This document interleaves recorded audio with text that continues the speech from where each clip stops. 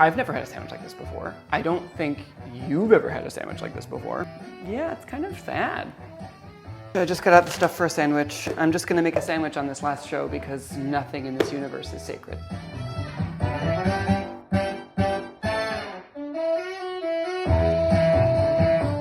Hello and welcome to the show where we don't know what we're eating until after we're done cooking it. You open up the fridge door, you go, what do I have and what can I make with it? I am Wesley Newfarmer.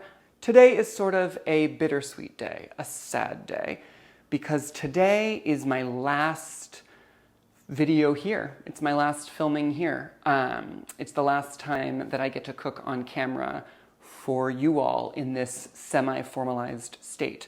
Greg and I are moving, and so there's gonna be no more amazing kitchen. Yeah, it's kind of sad. You've seen me film twice at the other place so far, and I'm gonna do more there, so it'll be fine. It's just, you know, you look around and you say, hot damn, this is a pretty amazing kitchen. And as like my first commenter on my first video ever said, holy crap, that's in New York, that bougie kitchen. For the final dish that we're gonna cook here in this kitchen. Maybe what we take as inspiration, the things that this kitchen can do that others can't. So we have a lot of counter space, and I thought earlier about rolling out pasta dough because like, hello. But I've already done that on this show once. It can heat up tortillas with the gas stove. You know what it can do? You know what this kitchen does that's like, means the most to me? It allows enough space to set up a camera and set up lights and share my process with you. And that's really nice. I'm getting so sentimental. So why don't you join me as I dive right into the fridge. Leftover rice, chipotle peppers in adobo, leftover piece of pork, sour cream, cranberry spiced sauce, bread, herbs and salad greens, sprouts, pickled cabbage, tortillas, tomato, cheeses, condiments, lentils are somewhere back there, onions are somewhere back there. You know what's also really striking my fancy? I saw those sprouts and like, I just want that kind of feeling as I bite into something and I'm literally putting my hands like this, which says to me, I want a sandwich. Greg mentioned dinner earlier because he was like, oh, you're filming a show. I'm not gonna worry about dinner. So I'm thinking about dinner. In the pantry, there are lentils there, there's pasta there, and I could do some kind of lentil thing for dinner. That being said, I want something now, and it's 4 o'clock, and you know, you get to eat at 4 o'clock. So I'm gonna have a damn sandwich because that's what I want. I want a sandwich. I'm gonna get out those sprouts. These three things, bread, pork, sprouts, as like a starting off point sounds fantastic. The pork is like a little on the sweet side. It's pork loin with a glaze. So I'm not just gonna do a sandwich of that because I have more self-respect.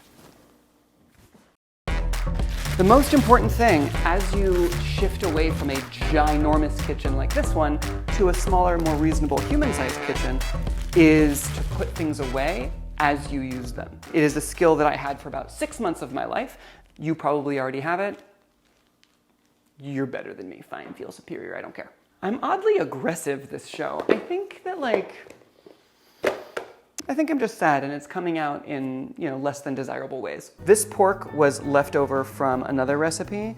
So like if you find yourself with leftover chicken breast or leftover anything. Do I want cheese on this sandwich? I got out these Munster cheese, mozzarella, and cheddar. It's really on the dry side. So I'm gonna go for the Munster, even though the cheddar has a nice flavor. Well, maybe I'll go for cheddar. I'm gonna go for cheddar. To make slices, you can either buy slices, which is what I do often, or slice with a knife, or slice with a vegetable peel. Excuse you, I'm talking. I'm just going to do that. Literally peel the cheese off. The harder the cheese, the easier this is. That's what we do. I am kind of hungry. Okay. Put these in like dishes so they don't take up space on the cutting board. Tomato, because like obviously. I got the chipotles out and I got some mayonnaise out. This is homemade mayonnaise. I've made it before on the show. I'm just gonna do a chipotle mayo. And to cheat, I'm only gonna use the sauce from the chipotle peppers and adobo, the adobo sauce, and mayonnaise. That way I don't have to cut up a pepper.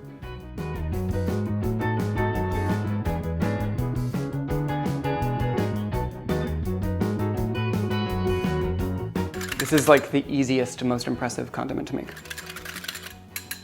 I am gonna toast the bread because, well, This is a very interesting question. Do you toast the bread for this kind of summer sandwich? If you don't toast the bread, you need some other crunchy, crispy component. I'm gonna warm up the bread. I'm not gonna toast it up. I'm just gonna warm it up. I'm putting it under the broiler though, so like if I forget about it, I'm gonna decide on toasted bread. Maybe I don't wanna do this. Maybe I've just wasted all of this footage. That's delicious. I had no idea. That's really good. Okay. Holy crap, that was good. Wow. All you gotta do is taste something sometimes. That filled me with exactly what this should be. Because this specific texture, you are biting into something. And it is crisp. I'm gonna do this. This is what it is gonna be. Every time I spread things with a spoon, especially on bread, I think of that scene from Birdcage. Robin Williams is trying to teach Nathan Lane how to be like a manly man and how he needs to use a knife. And there's a moment of, oh, I pierced the toast. And it's like one of my favorite things. Pork next, because why the hell not? It is true, sandwich assembly is a little bit of an art. At the same time, part of the point of this show is to exemplify the fact that it's okay. You can have something great without it being perfect. Cheese on top. No, let's do the sprouts because they will absorb a little bit of the tomato juice. It's gonna look so cool, like pouring out of the sandwich. Now we do le cheddar, the cranberry sauce. This is sort of like cranberry relish, but it has like a little bit more like salt and pepper. It has like some 5-spice powder, I think, a tiny bit of ginger, and there we go. I don't really want a diagonal sandwich right now, but like for the purposes of you watching it, I'm gonna do a diagonal sandwich just for you.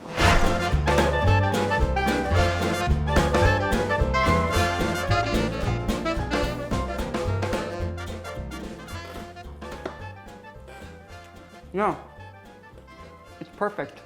Yes, the sprouts are gonna get stuck in my teeth. Totally worth it because they provide the little bit of crispness and crunch. This food makes me excited to spend time outside. It makes me excited for good weather.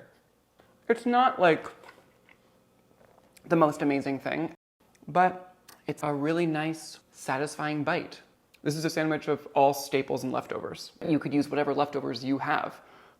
Maybe like some roast chicken and then you put some honey on it or like whatever. The sweetness from the cranberry sauce and the chipotles, the smokiness, matches so much better than I thought it would. Oh, the broiler's still on. There we go. I was like, why is it hot in here?